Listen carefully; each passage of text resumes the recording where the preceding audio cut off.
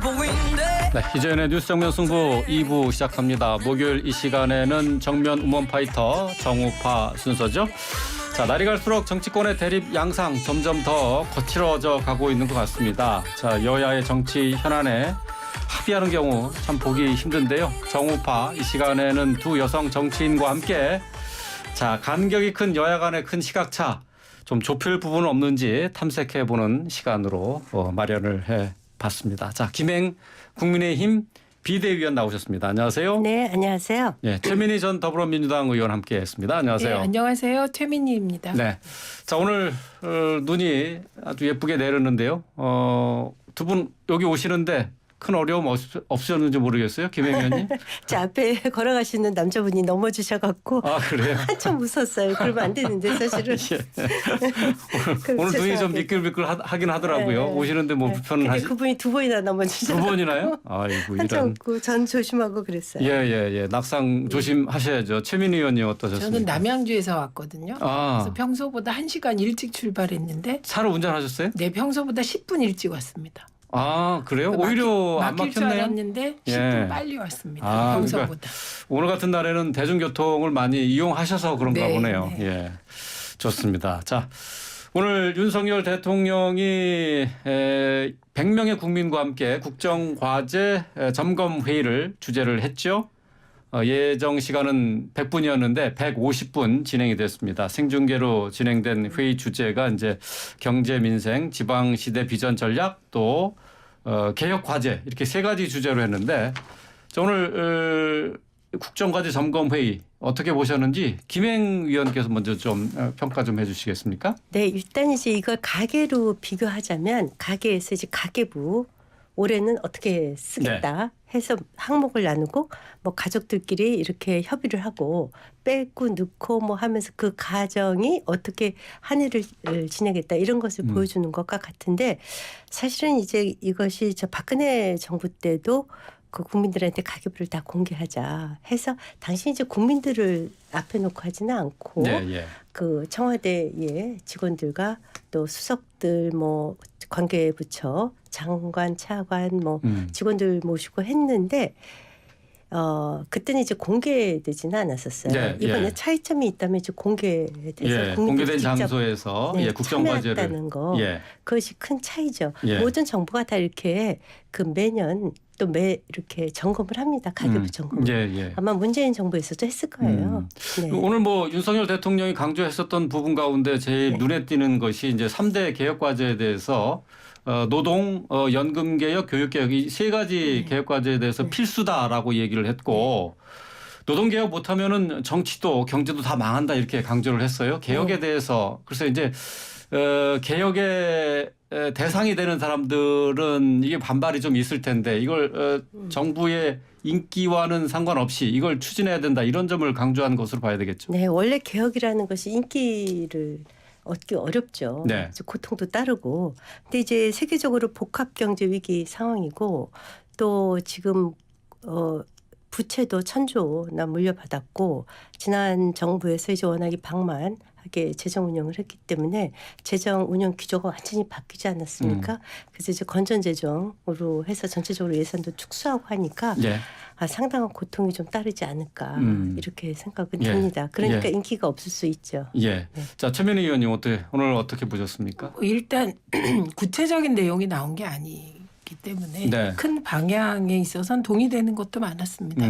그리고 무엇보다 도어 스태핑을 중단한 이후에 소통을 어떻게 할 거냐 그런 문제가 있었는데 이게 뭐 제한된 소통이라도 저는 뭐 소통을 했다는 점에서 하려고 애쓴다는 점에서 긍정적으로 봅니다.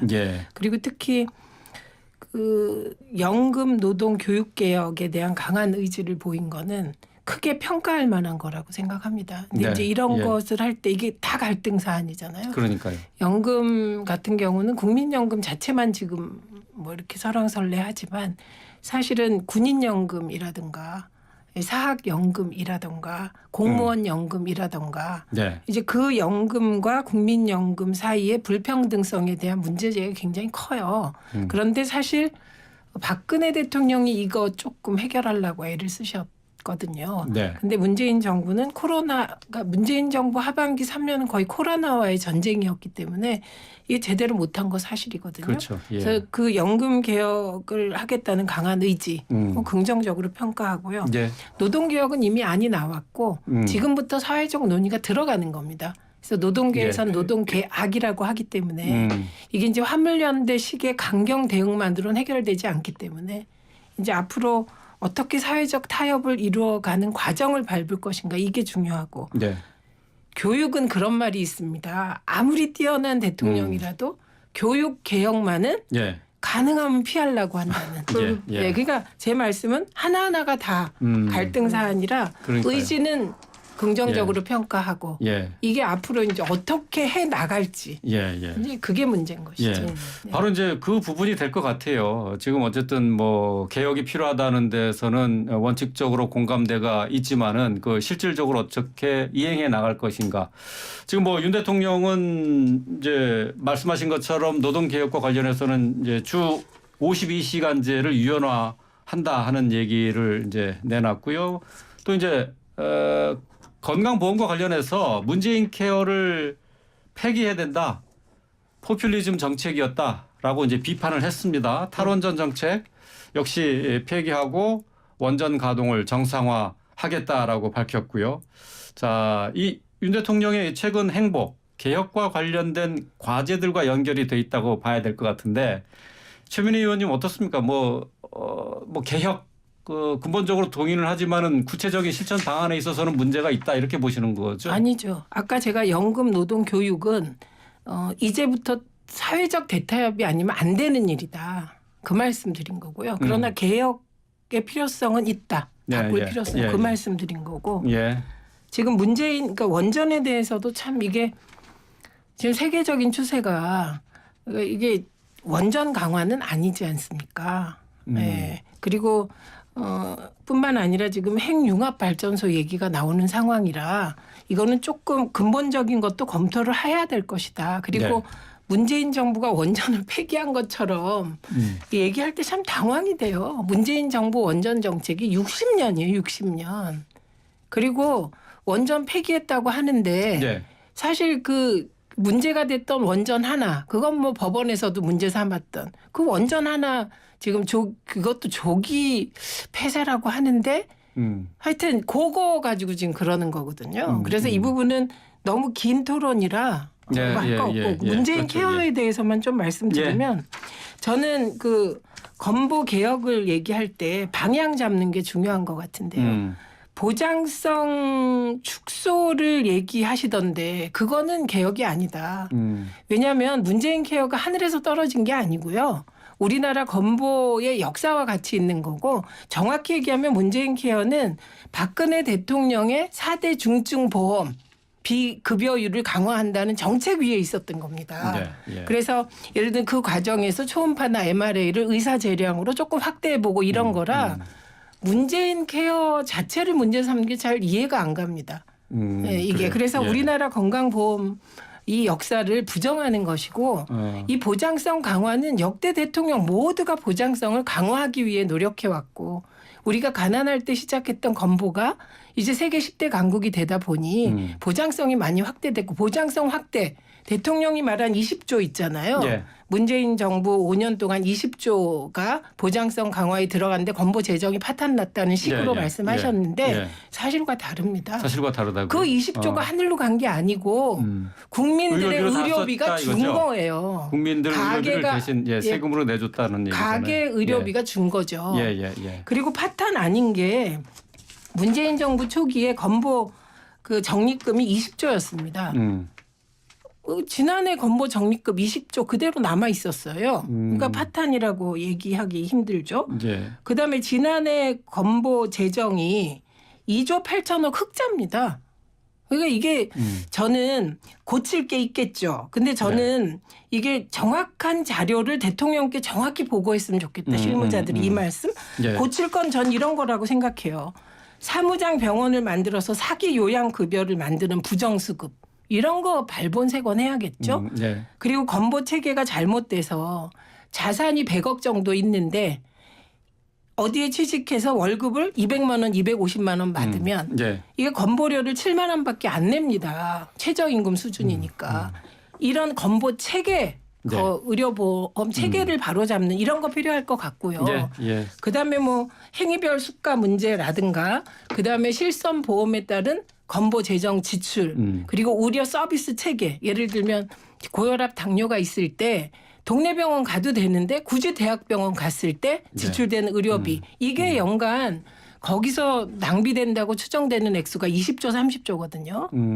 그러니까 큰 덩어리는 놔두시고 왜 초음파 MRA를 그렇게 예로 드시는지 잘 이해할 수가 없었습니다. 예, 알겠습니다. 지금 뭐 최민희 의원이 이제 지적한 것처럼 건보 재정을 중심으로 해서 윤석열 정부의 정책, 문재인 정부와 좀 반대로 가는 정책들에 대해서 이제 좀 문제점을 지적을 하셨어요. 이재명 대표도 전임 정부 정책이라고 색깔 딱지를 붙여서 무조건 부정한다면은 국정 성공은 불가능할 거다 이렇게 지적을 했거든요. 네.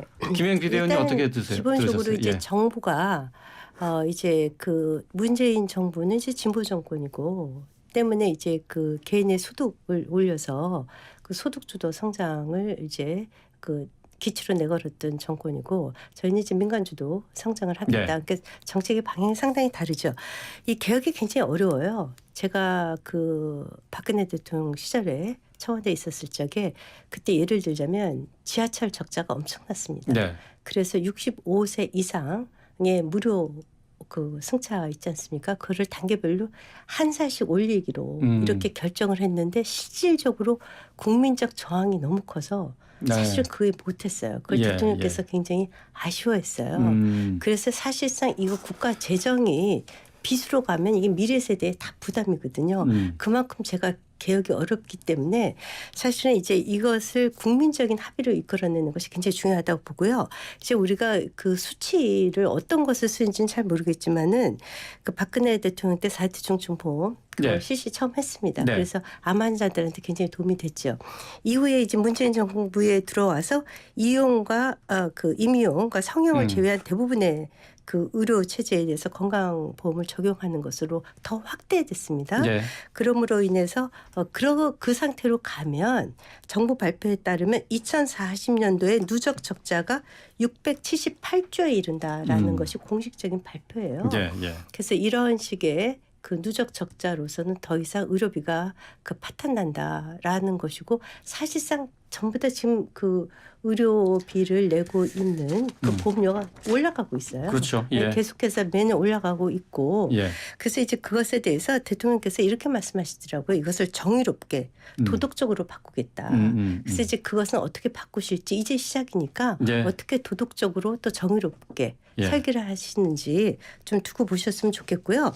그 뭐 문재인 정부에서도 잘한 거가 있으면 당연히 받아들여야겠죠. 근데 기본적으로 기조가 다른 정부다라는 것은 분명히 말씀을 드리고 싶어요. 이거 몇 가지 말씀드려야 되는데요. 짧게 부탁드릴게요. 아니 이건 중요한 것 같아요. 말씀하시죠. 그러니까 지금 2040년에 적자가 날 거다. 지금 2022년이잖아요. 문재인 케어는 과거이잖아요. 과거를 평가하는데 2040년 걸 가져와서 비판하는 거는 저로서는 너무 미래다. 너무 나가셨다. 이런 생각이고 저는 그 2040년에 엄청난 적자가 난다. 2060년이 되면 파탄난다. 그 자료 저도 봤어요. 봤는데 그 중요한 건 또 하나 이제 얘기해야 될 게 국고지원금이라는 게 있습니다. 이거 우리나라만 하는 게 아니라 건보 재정에 대한 국고지원금을 일반 회계에서 20% 하게 되어 있어요. 그런데 우리는 한 번도 2007년 이후에 20%를 채워본 적이 없습니다. 그러니까 일종의 정부가 직무유기를 하는 셈이죠.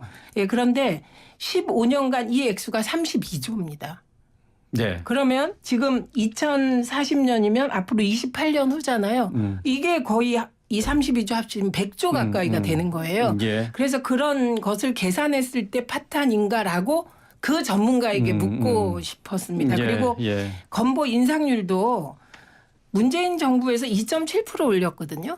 그런데 그 이전 10년, 그러니까 이명박 박근혜 대통령 그리고 그 이전에 3.2%였어요. 평균 인상률이. 그런가요? 그러니까 제가 말씀드리고자 하는 거는 이게 문재인 케어가 문재인 정부가 박근혜 대통령 하던 걸 완전히 뒤집어서 새롭게 만든 게 아니에요. 그리고 지금도 일부를 저하고 똑같은 말씀을 하신 게 보장성을 확대했다 이렇게 그렇죠. 표현을 하시는데 예. 그 보장성을 이명박 정부도 조금 확대하고 박근혜 정부도 조금 확대하고 문재인 정부가 그거를 MRI나 초음파 영역까지 확대를 한 거죠. 이것도 의사의 판단 하에. 예. 그러니까 이게 저는 드리고 싶은 말이 문재인 케어만은 그 문재인 케어 이름 바꾸고 문재인 정부의 건보 정책만은 하늘에서 떨어진 게 아니다. 연장선상에 있었던 정책이다. 국민 예. 보장성 강화라는 건 다른 말로 하면 가계 의료비를 줄여주기 위한 물론이죠. 노력이거든요. 예. 근데 이거를 마치 문재인 정부만 그렇게 한 것처럼 그러니까 보장성을 축소하시겠다는 그런 말씀은 사실은 이전에 모두 우리의 건보 네. 역사를 부정하는 것이에요. 알겠습니다. 뭐 이제 건보 재정과 관련한 얘기는 이게 좀 전문적인 얘기도 되지만은 상당히 깊게 들어가다 보면은 이게 시간이 모자랄 것 같아서 뭐 이 정도에서 좀 줄이도록 하겠습니다. 이게 뭐 재정도 관리를 해야 되고 또 그리고 국민들의 병원비 부담도 줄여줘야 된다는 그런 뭐 정치적인 이유도 있는 거기 때문에 여러 가지 살펴봐야 될 점이 많기 때문에 네. 이 정도로 좀 줄이도록 하겠습니다. 자, 예산안 처리 시한 김진표 의장이 얘기한 시한이 오늘입니다. 오늘 이제 본회의가 열리기는 지금 상당히 힘든 상황이고 지금 이런 상황 속에서 김진표 의장이 수정안을 내놨는데 이걸 이제 받아들이기로 민주당은 했어요. 이제 국민의힘이 어떻게 결정하느냐에 달려 있는데 지금 상황 지금 이제 법인세 인하 이 부분만 남아 있는 것 같습니다. 25%에서 22% 3%포인트 낮추기로 국민의힘은 이 부수 법안을 내놨는데 법인세 인하 지금 의장의 중재하는 1%포인트 인하입니다. 국민의힘 받아들입니까? 어떻습니까? 지금 논의 중이에요. 네. 원래 저희가 주장했었던 것은 3% 인하이기 그렇죠. 때문에 기대했던 것보다 애초 이제 첫 번째 안은 2년 유예하자는 거였죠. 그대로 예. 받아들이고. 근데 이제 그것을 지금 논의하는 중인 것은 아시다시피 이제 글로벌 반도체 전쟁이 일어났고 그래서 거기서 굉장히 경쟁력을 확보하기가 어렵다. 그리고 사실 이제 다른 나라에서 제가 오늘 아침에 비대위에서도 말씀을 드렸는데 이 세율 인하뿐만이 아니라 굉장히 많은 국가 재정들을 투여를 해줘요. 글로벌망이라든가 반도체, 배터리 기업 네. 등등의 예. 특히 선진국 중심으로 그래서 사실 이것은 우리가 여전히 반도체 기업, 배터리 기업이 굉장히 미래 먹거리인데 거기에 대한 정부 지원이 적은 지금 상황이거든요. 네. 여하튼 대만하고도 이겨야 되고 홍콩, 싱가포르하고도 이겨야 되고 네. 또 해외 자금 유치도 해야 되고 이런 것에 대한 고민을 아직도 하고 있고 네. 내일쯤 다시 또 얘기를 해야 되지 않을까 네. 싶습니다. 방금 들어온 소식인데 주호영 원내대표가 법인세 1% 인하안 중재안에 대해서 언발의 오줌 누기다. 답변 지금 현재로서는 네, 그럴 하기 거예요. 어렵다 이렇게 얘기를 했거든요. 이제 네. 사실 이게 법인세 인하를 놓고 민주당에서는 초부자 감세라고 하지 않았습니까? 어떻게 생각하세요? 전혀 동의할 수 없는 게요. 네. 일단 저 민주당에서 얘기하는 5억 미만 아닌가? 거기는 여야가 다 합의를 했죠. 서민감세 20%에서 예. 10%. 그러니까 그건 더 이상 얘기할 필요가 없고요. 대한민국의 국제 경쟁력이라는 것이 그냥 저희가 전후 빠른 성장을 위해서 박정희 대통령 때부터 대기업 위주로 재편이 되어 있고 또 그것이 성공했다는 평가를 세계적으로 받는 것도 사실입니다. 그리고 우리가 반도체 아까 말씀드렸듯이 배터리에서 1위를 하지 않으면 예. 굉장히 상황이 어려워요. 그런데 거기서 지금 한국의 주요 기업들이 다 위기에 나락에 빠졌다 이런 기사 너무 많이 보셨을 거예요. 그런 상황에서 좀 국제사회에서 뛰게 해주자. 그리고 또 이제 경제라는 것이 심리라 다 기업들이 법인세가 낮은 곳 또 보다 많은 조세 혜택 그 외에도 많은 금융 지원 택지 지원 등등을 보고 찾아다니거든요. 돈은 언제나 돈을 버는 곳으로 가게 돼 있습니다. 그런 마련에서 글로벌 기업 유치라든가 국제적인 자금 유치 등등에 저희가 고민이 깊어요. 예, 알겠습니다. 자, 최민희 의원님. 자, 지금 주호영 원내대표가 이거 좀 받아들이기 좀 힘들지 않느냐 이렇게 반응이에요? 아니 근데 그건 저는 좀 이해가 안 가네요. 제가 지금 자료를 하나 보고 들어왔는데 국민의힘 쪽에서 법인세 23% 내지 24% 안 이거를 제안했었다라고 쓰여져 있었어요. 증거가 없어요. 잠깐만요. 예.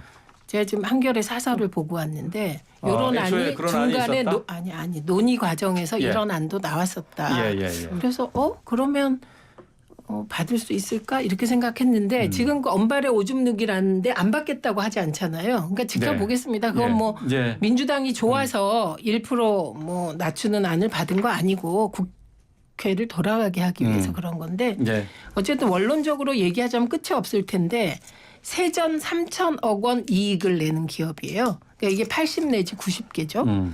그런데 이들이 요 법인세 인하를 3% 한다고 했을 때 이 자료 나온 거 보니까 연간 6조 원입니다. 네? 세제 혜택 보는 게. 예. 그러면 80, 90으로. 이 기업들 전부 다 합쳐서 6조 정도라고 합니다. 6조 정도 법인세만. 혜택을 본다. 예. 그렇다면 이 6조 때문에 반도체 뭐 어쩌고 그럴 건 아닌 것 같은 게 사내 유보금이 어마어마하게 많지 않습니까? 그래서 원론적으로 가면 끝이 없을 것 같고 예를 들면 그 법인세를 인하해줘서 글로벌 기업을 유치하려면 법인세 없앨 정도가 돼야죠. 싱가포르처럼 정말로 낮춰주거나. 근데 이금 3% 가지고 그런 논의를 하는 게 저로서는 좀 얘가 과하다는 느낌? 그런데 저는 민주당이 지금 1% 인하한 중재안을 받았잖아요. 지지자들이 막 난리더라고요. 이재명 대표 비난하고 뭐 그 원내대표 비난하고 난리인데 저는 1%든 2%든 23%든 23.5%든 중간으로 잡아서 그거 합의해줘야 된다고 생각합니다. 합의가 되면.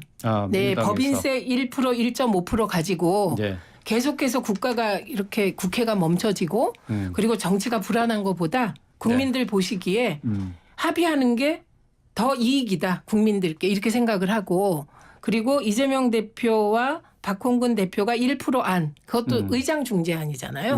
그걸 받은 것은 저는 잘한 일이다. 고육지책이다. 이렇게 생각합니다. 알겠습니다. 자, 국민의힘이 어떻게 반응을 할지 좀 더 시간을 갖고 좀 지켜봐야 될 것 같습니다. 끝으로 짧게 두 분께 30초씩만 답변할 시간을 드리는 질문을 하겠습니다.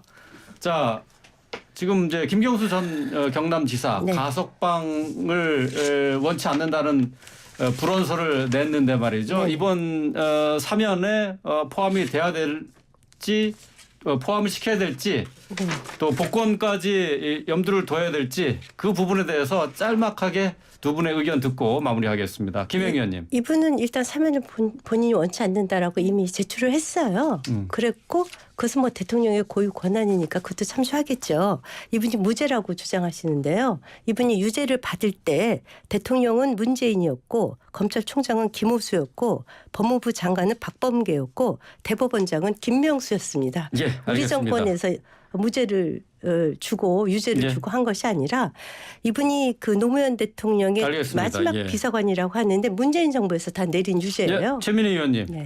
뭐 삼권 분립된 나라니까요. 저는 김경수 지사가 부패 파렴치범, MB 15년 형기 남은 MB 사면에 들러리 서지 않겠다는 결정을 한 건 자존감 있는 정치인의 모습이라고 생각합니다. 그리고 개인의 선택의 자유고 그것도 그리고 스스로 존엄성을 지킨 행동이라고 생각합니다. 예, 알겠습니다. 오늘 여기까지 듣겠습니다. 김행 국민의힘 비대위원 최민희 전 더불어민주당 의원이었습니다. 고맙습니다. 고맙습니다. 네, 고맙습니다.